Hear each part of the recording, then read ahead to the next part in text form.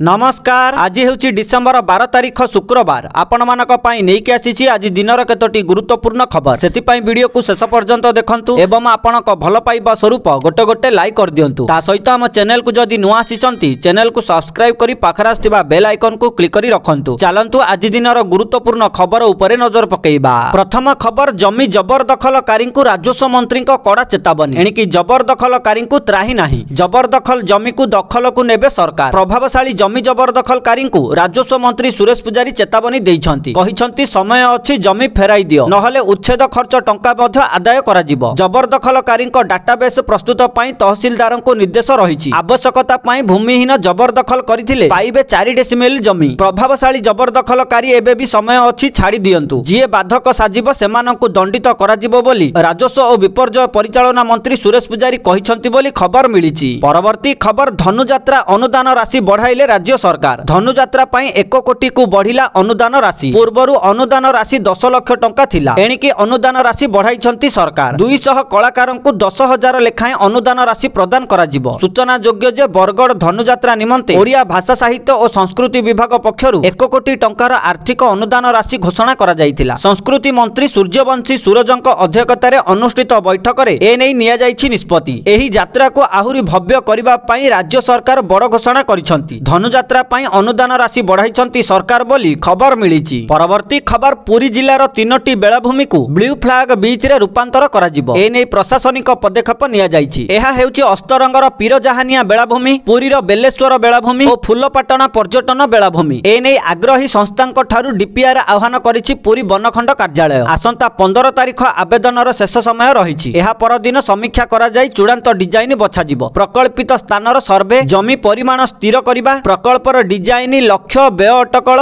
आवश्यक अनुमति, परिवेश प्रभाव, सुरक्षा दृष्टिकोण, पर्यटकଙ୍କ आगमन आकलन एवं राजस्व आय आकलन प्रभृति को भित्ति करी उत्कृष्ट डीपीआर चूड़ांत हेबो बोली खबर मिलिछि। परवर्ती खबर, आसंता 17 तारिख रे सारा राज्य रे ओटीईटी परीक्षा अनुष्ठित हेबो। माध्यमिक शिक्षा परिषद परिचालित एही परीक्षा रे राज्यर 1,60,379 जन परीक्षार्थी परीक्षा देबे। एथिरे उभय इन सर्विस और आशायी शिक्षक शिक्षार्थी अछंती। आसंता 14 तारिख रु डिजी लॉकर रे प्रश्नपत्र एवं ओएमआर सीट पठाजिबो। 30 जिला पाई 39 रूट रे आर्म पुलिस सहित प्रश्नपत्र पठाजिबो। समस्त परीक्षा केंद्र रे सीसीटीवी व्यवस्था ग्रहण करा जायछि। बोर्ड कार्यालय, कमांड कंट्रोल रूम रे समस्त परीक्षा केंद्र नियंत्रण व्यवस्था होइछि बोली खबर मिलिछि। परवर्ती खबर, राज्य रे आहुरी 2 दिन शीतलहरी जारी रहिबो। गतकाली राति रे 10 डिग्री तळे 12टी सहर रो सर्वनिम्न राति तापमात्रा रेकर्ड करा जायछि। आसंता 24 घंटा रे सुंदरगढ़, कंधमाल और झारसुगुड़ा रे घन कुहुडी दृश्यमान हेबा नै येलो वार्निंग जारी होइछि। उत्तर पश्चिम दिगरु प्रभावित हेउथिबा ठंडा शुष्क वायु प्रभाव रे 14 तारिख जाय ओडिसा रे शीतलहरी जारी रहिबो बोली आईएमडी मध्ये सूचना देइछि। विशेष करी आसंता 48 घंटा पर्यंत सोनपुर, कलाहांडी, झारसुगुड़ा, अनुगुल, सुंदरगढ़, कंधमाल एवं कोरापुट जिला को शीतलहरी और घन कुहुडी नै येलो अलर्ट जारी करा जायछि। आसंता 7 दिन जाय राज्य रे पाणीपाग रे कोनोसी प्रकार विशेष परिवर्तन हेबनी बोली जणा पड़िछि। परवर्ती खबर, एणिकी श्रीमंदिर रे दिव्यांग भक्तंकु मिलिबो स्वतंत्र दर्शन सुविधा। दिव्यांगक दर्शन पई आसीबो स्वतंत्र मार्गदर्शिका। प्रस्तावित मार्गदर्शिका आगामी श्रीमंदिर 36 निजोग बैठक रे उपस्थापन करा जाई एहाको कार्यकारी करा जिवो बोली जिलापाल कहिसंती। खूब शीघ्र दिव्यांग माने श्रीमंदिर रे सहजरे श्रीजीउंकु दर्शन करिवार सुजोग पाइबे। श्रीमंदिर उत्तर द्वार कुर्म बेढ़ा ठारू स्वतंत्र रैंप होइतिबा बेले एथि लागि खूब शीघ्र आसीबो स्वतंत्र मार्गदर्शिका। आगामी श्रीमंदिर 36 निजोग बैठक रे एसओपी उपस्थापन करा जाई परिचालना कमिटीर अनुमोदन क्रमे एहाको कार्यकारी करा जिवो। दिव्यांग माने रैंप उपरे जाई बाहर काठ निकटरू श्रीजीउंकु दर्शन करिवार सुजोग पाइबे। प्रशासनर ए निष्पत्ति को स्वागत करिबा सह एहाको सुसंगठित करिबा पई एक सब कमिटी गठन करिबाकू प्रस्ताव रखिछंती सेवायत। सेहिपरि समस्त नीतिकांति को दृष्टि रे रखी समस्त व्यवस्था करिबाकू वरिष्ठ सेवायत दाबी करिछंती बोली खबर मिलिछि। परवर्ती खबर, राजधानी रे बड़ प्लान करूछंती सरकार। सस्तारे घर आ जमी पाइबे साधारण लोके। गोटिए पटे 9000 एकर जमी रे भुवनेश्वर डेवलपमेंट अथॉरिटी बा बीडीए टाउन प्लानिंग करूछि। भुवनेश्वर गोहिरिया छक निकट रे बीडीए करूछि एही टाउन प्लानिंग। एनै खोद गृह और नगर उन्नयन मंत्री कृष्णचंद्र महापात्र एही सूचना देइछंती। तेबे मंत्री को कहिबा कथा, जेउ जमी को लोके साग माछ दर रे बिक्री करूथिले एबे सेही जमी पई सेमाने भल मूल्य पाई परिबे। सहर बढ़िले बस्ती संख्या कमिबा आ गहली कमिबो। आमे सहर को बड़ करिबा सह प्लान करी भाग भाग करूछु, जहा फल रे साधारण लोकटिए अधिक सुविधा पाई परिबो। अन्यपटे पुरी रे मध्य टाउन प्लानिंग स्कीम हेबो। एनै गृह निर्माण और नगर उन्नयन मंत्री कृष्णचंद्र महापात्र ମହାପାତ୍ର सूचना देई कहिसंती जे भुवनेश्वर पर पुरी रे हेबो टाउन प्लानिंग स्कीम पुरी समेत राज्यर अन्य महानगर रे टाउन प्लानिंग योजना करा जायछि बोली खबर मिलिछि। परवर्ती खबर एणिकी सरपंच प्रार्थी ओडिया पढ़िबा लेखिबा बाध्यतामूलक निर्देश देले हाईकोर्ट। ओडिशा ग्राम पंचायत निर्वाचन रे सरपंच पद पई प्रतिद्वंदिता करुथिबा प्रार्थी को ओडिया भाषा रे पढ़िबा एवं लेखिबा जानिबा अत्यंत आवश्यक बोली ओडिशा उच्च न्यायालय एक गुरुत्वपूर्ण राय दैछंती। खंडपीठ कहिसंती जे जदि जणे व्यक्ति ओडिया पढ़िबा को अक्षम हुअंती तेबे से निर्वाचन लड़िबा को अयोग्य हेबे। केवल ओडिया पढ़िबार क्षमता यथेष्ट नुहे, ओडिया लेखिबार अक्षमता मध्य अयोग्यता को आकर्षित करे। ओडिशा ग्राम पंचायत अधिनियम 1964 रो धारा 19 अनुसार सरपंचक दायित्व तुलाइबा पई ओडिया पढ़िबा एवं लेखिबार क्षमता आवश्यक बोली अदालत मत दैछंती बोली खबर मिली। परवर्ती खबर सुभद्रा हिताधिकारी पई आसिला खुशी खबर, कारण खूब शीघ्र मिलिबाकू जाउछि सुभद्रा टंका। नुआ वर्ष रे दुईटी किस्ती मिलिबो बोली उपमुख्यमंत्री प्रभाती परिडा घोषणा करिसंती, किंतु अनेक महिला सुभद्रा योजनार गोटिए किस्ती टंका मिलिबाकू जाउछि। अर्थात सुभद्रा योजनार किछि हिताधिकारी नुआ वर्ष रे 5000 टंका मिलिबो। गोटिए बटे नवेम्बर 1 तारिख ठारू सुभद्रा योजना रे नुआरे आवेदन आरंभ होइथिला। आउ एही द्वितीय पर्याय आवेदन रे जेउ झियंकु 21 वर्ष पूर्ण होइथिला सेमाने एही द्वितीय पर्याय रे आवेदन करिसंती। विशेष करी कॉलेज झियो माने आवेदन करिसंती। ता सहित अनेक महिला कोनोसी कारणवशतः प्रथम पर्याय रे आवेदन करि पारि नथिले, सेमाने मध्य एही द्वितीय पर्याय रे आवेदन करिसंती। एही द्वितीय पर्याय रे जेउ माने नुआरे आवेदन करिसंती सेमानको आसंता नुआ वर्ष रे एकाथरके दुईटी किस्ती मिलिबो, अर्थात 10,000 टंका पाइबे। ता सहित जेउ महिला माने प्रथम और द्वितीय किस्ती टंका पाइछंती किंतु तृतीय किस्ती टंका पाइ नाहंती सेमानको आसंता नुआ वर्ष रे सुभद्रा योजनार गोटिए किस्ती अर्थात 5000 टंका मिलिबो। जेउ झियो माननको एबे 21 वर्ष पूर्ण होई जाईछि सेमाने तुरंत सुभद्रा योजना रे आवेदन करंतु। जेउ महिला माने एबे आवेदन करिवे सेमाननको मध्य आसंता नुआ वर्ष रे सुभद्रा योजनार दुईटी किस्ती अर्थात 10,000 टंका मिलिबो बोली खबर मिलिछि। परवर्ती खबर उच्च शिक्षानुष्ठान को बुला कुकुर एवं गाई भय सबु डिग्री कॉलेज अध्यक्षों को उच्च शिक्षा विभागर चिठी। गोटे बटे कुकुर और गाई कॉलेज रे प्रवेश रोकिबा पई पदक्षेप नेबाकू चिठी होईछि। कॉलेज रे पर्याप्त पाचेरी और फाटक सुरक्षित करिबाकू निर्देश दिया जाईछि। छात्र छात्री और कर्मचारी पई सचेतनता क्लास करिबाकू परामर्श दिया जाईछि। पशुंक प्रति प्रतिरोधक आचरण और कामुडा चिकित्सा उपरे कराजिबो सचेतन। पशु मानक आकर्षित करुथिबा खाद्य उत्स गुड़िकू दूर करिबा पई उपयुक्त अपचय परिचालना व्यवस्था कार्यकारी कराजिबो बोली खबर मिलिछि। परवर्ती खबर एणिकी देशर समस्त सरकारी स्कूल रे इंटरनेट सुविधा उपलब्ध हेबो। एने केंद्र सरकार व्ययबराद करिसंती। राज्यसभा रे एक प्रश्नर उत्तर देई एहा कहिसंती केंद्र शिक्षा मंत्री धर्मेंद्र प्रधान। शिक्षा रे टेक्नोलोजी रो बढ़ुथिबा आवश्यकता को आख्यागरे रखी एभली निष्पत्ति नेइछंती केंद्र सरकार। समस्त स्कूल रे किपरि इंटरनेट सुविधा मिलिबो से नै प्राथमिकता भितरे काम आरंभ होईछि। देशर सरकारी विद्यालय रे अटल टिंकरिंग लैब जरिया रे नवसृजन और प्रैक्टिकल शिक्षा को सुदृढ़ करिबा पई उद्यम करा जाउछि। आगामी 5 वर्ष रे देशर सरकारी विद्यालय गुड़िकरे 50,000 अटल टिंकरिंग लैब खोला जिवो। वर्तमान देशर विभिन्न स्कूल रे 10,000 अटल टिंकरिंग लैब काम करुथिबा राज्यसभा रे धर्मेंद्र प्रधान कहिसंती बोली खबर मिलिछि। परवर्ती खबर मुख्यमंत्री मोहन चरण माझी गतकाली मोट 591 जन नूतन नियुक्ति प्राप्त अधिकारी को नियुक्ति पत्र प्रदान करिसंती एवं सेमानकु दुर्नीति रु दूरे रहिबाकू परामर्श दैछंती। भुवनेश्वर रो ओयूएटी रो कृषि शिक्षा सदन रे 13तम नियुक्ति मेला रे मुख्यमंत्री मोहन चरण माझी नूतन नियुक्ति प्राप्त अधिकारी को नियुक्ति पत्र प्रदान करिसंती। सूचना योग्य जे गतकाली रो नियुक्ति मेला रे जल संपद विभागर 232 जन, पूर्व विभागर 197 जन और गृह और नगर उन्नयन विभागर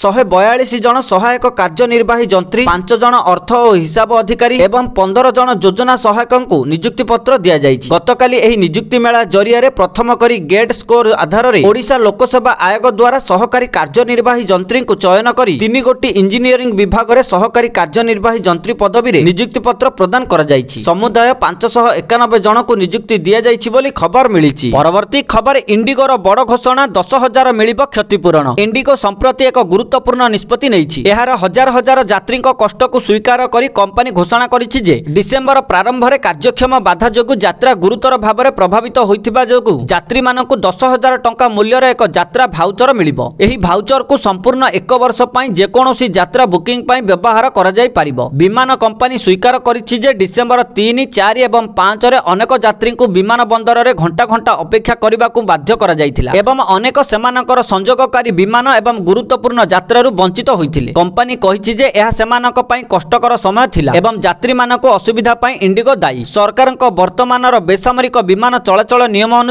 जदि कौनसी विमान कंपनीर उड़ान निर्धारित प्रस्थान समय 24 घंटा मध्य बातिल हो जाए तेबे सही विमान कंपनी यात्री मानकु क्षतिपूरण देबाकू बाध्य हेबे। उड़ान दूरता एवं यात्रा समय उपरे निर्भर करी यात्री माने 5,000 टंका रु 10,000 टंका पर्यंत विभिन्न क्षतिपूरण पाइबे। एहा फଳରେ କିଛି ଯାତ୍ରୀଙ୍କ ପାଇଁ 20,000 ଟଙ୍କା ପର୍ଯ୍ୟନ୍ତ ମୋଟା ଲାଭ ହୋଇପାରେ ବୋଲି ଖବର ମିଳିଛି। ପରବର୍ତ୍ତୀ ଖବର ଦିଲ୍ଲୀକୁ ସୁରକ୍ଷା ଦେବ ସ୍ୱଦେଶୀ ଡ୍ରୋନ୍ ଯୁଦ୍ଧ ବିମାନ। ରାଜଧାନୀ ଦିଲ୍ଲୀ ଏନସିଆରକୁ କ୍ଷେପଣାସ୍ତ୍ର, ଡ୍ରୋନ୍ ଓ ଯୁଦ୍ଧ ବିମାନ ଆକ୍ରମଣ ଭଳି ବିପଦରୁ ରକ୍ଷା କରିବା ପାଇଁ ଭାରତ ବର୍ତ୍ତମାନ ନିଜର ବହୁସ୍ତରୀୟ ବାୟୁ ପ୍ରତିରକ୍ଷା ବ୍ୟବସ୍ଥା ନିୟୋଜିତ କରିବାକୁ ଯାଉଛି। ବରିଷ୍ଠ ପ୍ରତିରକ୍ଷା ଅଧିକାରୀଙ୍କ ସୂଚନା ଅନୁସାରେ ନୂଆ integrated air defence weapon system ସମ୍ପୂର୍ଣ୍ଣ ଭାବରେ ସ୍ୱଦେଶୀ ଅସ୍ତ୍ରଶସ୍ତ୍ରରେ ପ୍ରସ୍ତୁତ ହେବ। ବହୁ ପ୍ରକାରର ସେନ୍ସର, ରାଡାର, ଏକ ଅତ୍ୟାଧୁନିକ କଣ୍ଟ୍ରୋଲ ସିଷ୍ଟମ ଯୋଡ଼ାଯିବ। ଏହା ଦ୍ୱାରା ବିପଦ ଉପରେ ତୁରନ୍ତ ନଜର ରଖାଯାଇ ପାରିବ। ପୁରା ସିଷ୍ଟମକୁ ଭାରତୀୟ ବାୟୁସେନା ପରିଚାଳିତ କରିବ ବୋଲି ଖବର ମିଳିଛି। ପରବର୍ତ୍ତୀ ଖବର, ଦେଶର ପ୍ରଥମ ହାଇଡ୍ରୋଜେନ ଚାଳିତ ଟ୍ରେନ୍ ପରିଚାଳନା ଦିଗରେ ଭାରତୀୟ ରେଳବାଇ ଏକ ବଡ଼ ପଦକ୍ଷେପ ନେଇଛି। କେନ୍ଦ୍ର ରେଳମନ୍ତ୍ରୀ ଅଶ୍ୱିନୀ ବୈଷ୍ଣବ ଲୋକସଭାରେ ଏକ ପ୍ରଶ୍ନର ଲିଖିତ ଉତ୍ତରରେ କହିଛନ୍ତି ଯେ ଦେଶର ପ୍ରଥମ ହାଇଡ୍ରୋଜେନ ଟ୍ରେନ୍ ସେଟ୍ ନିର୍ମାଣ କାର୍ଯ୍ୟ ସମାପ୍ତ ହୋଇଛି। ଗବେଷଣା, ଡିଜାଇନ ଏବଂ ମାନକ ସଂଘ ଦ୍ୱାରା ନିର୍ଦ୍ଧାରିତ ମାନଦଣ୍ଡ ଅନୁଯାୟୀ ଟ୍ରେନ୍ ସେଟ୍ ବିକଶିତ କରାଯାଇଛି। ଟ୍ରେନ୍ ପରିଚାଳନା ପାଇଁ ଆବଶ୍ୟକ ହାଇଡ୍ରୋଜେନ ଯୋଗାଣ ପାଇଁ ହରିୟାଣାର ଜିନ୍ଦରେ ଏକ ଇଲେକ୍ଟ୍ରୋଲିସିସ୍ ଆଧାରିତ ସବୁଜ ହାଇଡ୍ରୋଜେନ ଉତ୍ପାଦନ ପ୍ଲାଣ୍ଟ ପ୍ରତିଷ୍ଠା କରାଯାଉଛି। ହାଇଡ୍ରୋଜେନ ଟ୍ରେନ୍ ସେଟ୍ରେ 8ଟି ଯାତ୍ରୀବାହୀ କୋଚ୍ ରହିଛି। ପରିବେଶ ଅନୁକୂଳ ପ୍ରଯୁକ୍ତି ବିଦ୍ୟା ବ୍ୟବହାର କରାଯାଇଛି ବୋଲି ଖବର ମିଳିଛି। ପରବର୍ତ୍ତୀ ଖବର, ଭାରତକୁ ବଡ଼ ଝଟକା। ଆମେରିକା ପରେ ଏବେ ଏହି ଦେଶ ଲଗାଇଲା 50% ଟାରିଫ। ଗୋଟିଏ ପଟେ ଡିସେମ୍ବର 10 ତାରିଖରେ ମେକ୍ସିକୋ ସିନେଟ୍